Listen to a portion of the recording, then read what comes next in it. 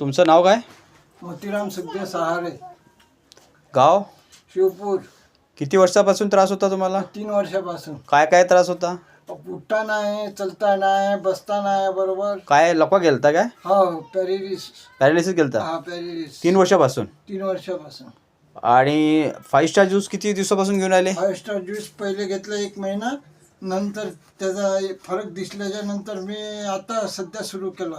बंदात gap होता? हा, म्हणतात गॅप होता. काय काय हे पोटे असं एकदम फुगेलसारखं आहे, श्वास कमी जास्त होय. आता श्वासही पद्धतशीर आहे आणि पोटही. पायावर सुजन वगैरे होती? पायावर सुजन होती ना. पहिले चालता येत नव्हता? पहिले चालता नव्हता येत.